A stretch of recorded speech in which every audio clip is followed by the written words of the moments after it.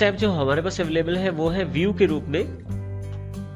इसमें हमारे पास काफी सारे ग्रुप्स अवेलेबल हैं, जैसे presentation views, master views, show, zoom, colour grey scale, window और मैक्रोस के रूप में। सबसे पहले हम जानकारी लेते हैं प्रेजेंटेशन व्यूज के बारे में। प्रेजेंटेशन व्यूज में मुख्यतः 4 व्यूज दिए गए हैं। नॉर्मल, जिसमें कि हमारे पास 3 पेन्स अवेलेबल रहते हैं, जिसमें एक स्लाइड पेन अवेलेबल रहता है जिसमें मुख्यतः स्लाइड दिखाई जाती है। उसके नीचे नोट्स पेन अवेलेबल रहता है, जहां पे आप किसी भी प्रकार का कुछ नोट्स अगर चाहें तो टाइप कर सकते हैं। और इसके अतिरिक्त लेफ्ट साइड पे एक थंबनेल पेन अवेलेबल रहता है, जिसमें आप स्लाइड्स का प्रीव्यू देख सकते हैं। और जब आप किसी पर्टिकुलर स्लाइड पर क्लिक करते हैं तो वो स्लाइड आपके पास स्लाइड पेन में अवेलेबल हो जाती है। इसी तरह से दूसरा व्यू अवेलेबल रहता है स्लाइड सॉर्टर के रूप में। यहाँ पे स्लाइड सॉर्टर से आप अपनी जो स्लाइड्स हैं उनको आसानी से अरेंज कर सकते हैं। आप उनका ऑर्डर चेंज कर सकते हैं, कट कॉपी पेस्ट कर सकते हैं। तो इस तरह से आप स्लाइड सॉर्टर का प्रयोग कर सकते हैं। वापस आने के लिए आप स्लाइड पे डबल क्लिक कर सकते हैं, या आप पर्टिकुलर स्लाइड को क्लिक करके नॉर्मल व्यू को दोबारा क्लिक कर सकते हैं। नेक्स्ट व्यू है नोट्स पेज के रूप में। नोट्स पेज में अगर यदि स्पीकर ने कुछ व्यूज दिए हैं या कुछ नोट्स लिखे हैं आपके प्रेजेंटेशन के बारे में, तो उस नोट्स को आप एडिट कर सकते हैं और ये बिल्कुल वैसे ही दिखाई देते हैं जैसे आप प्रिंट आउट के समय में निकालना चाहते हैं। तो अगर मैं कुछ एडिट करना चाहता हूँ नोट्स में, तो उसको एडिट भी कर सकता हूँ, जैसे कि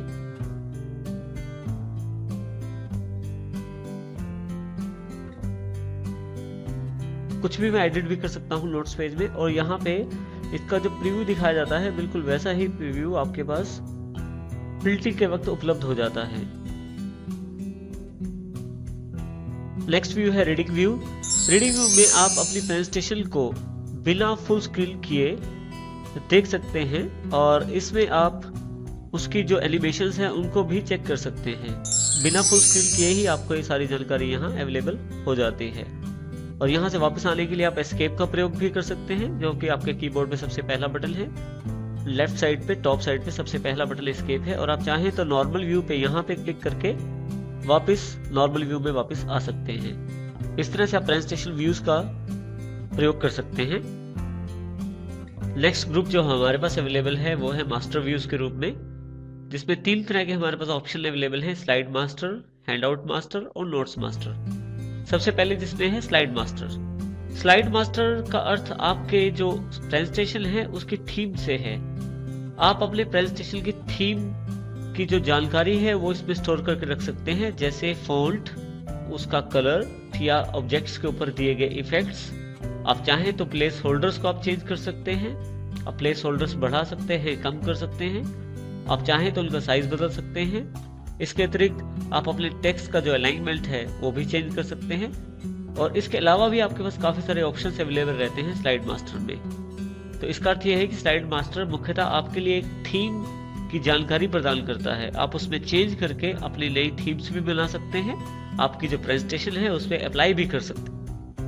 इसके लिए आप स्लाइड मास्टर पे क्लिक करें। जैसे ही स्लाइड मास्टर आप क्लिक करते हैं, आपके पास एक स्लाइड मास्टर का रिबन अवेलेबल हो जाता है, जिसमें काफी सारे ग्रुप्स अवेलेबल हो जाते हैं: edit master, master layout, edit theme, background, page setup और क्लोज।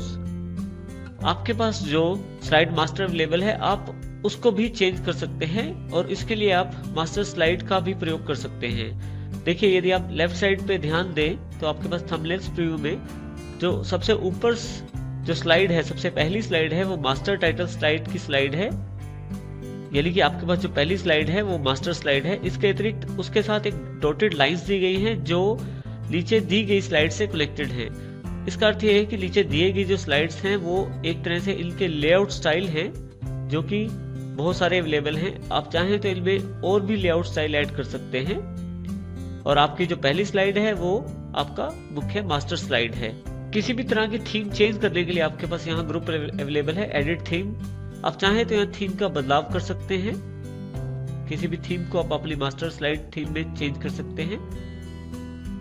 आप जो भी बदलाव करेंगे वो सभी बदलाव आपकी जो प्रेजेंटेशन है उसमें भी दिखाई देंगे। मैं चाहूं तो अपनी स्लाइड का जो कलर है वो भी चेंज कर सकता हूं, और उनके फॉन्ट भी चेंज कर सकता हूं। इसके अतिरिक्त इफेक्ट्स भी चेंज कर सकता हूं। मैं चाहूँ तो यहाँ से बैकग्राउंड स्टाइल भी चेंज कर सकता हूँ। मेरे पास अलग अलग बैकग्राउंड स्टाइल अवेलेबल हैं, तो उनका भी चेंज कर सकता हूँ। इस तरह से मैं अपनी मास्टर स्लाइड जो है उसमें चेंजेस कर सकता हूँ। और इसके अतिरिक्त पेज सेटअप है हमारे पास। पेज सेटअप में मैं अपनी जो स्लाइड है उसका पेज सेटअप भी कर सकता हूँ, उसका विड्थ और हाइट सेट कर सकता हूँ और नंबर स्लाइड्स सेट कर सकता हूँ। स्लाइड्स को पोर्ट्रेट या लैंडस्केप करना है वो भी सेट कर सकता हूँ। और उसके अतिरिक्त नोट्स, हैंडआउट्स और आउटलाइन की सेटिंग पोर्ट्रेट और लैंडस्केप भी यहाँ से की जा सकती है। स्लाइड ओरिएंटेशन भी यहाँ से सेट कर सकता हूँ। चाहो तो मैं पोर्ट्रेट ओरिएंटेशन कर सकता हूँ और अपनी आवश्यकता अनुसार उसे लैंडस्केप भी कर सकता हूँ। इसके अतिरिक्त मैं यहाँ से इसे क्लोज भी कर सकता हूँ।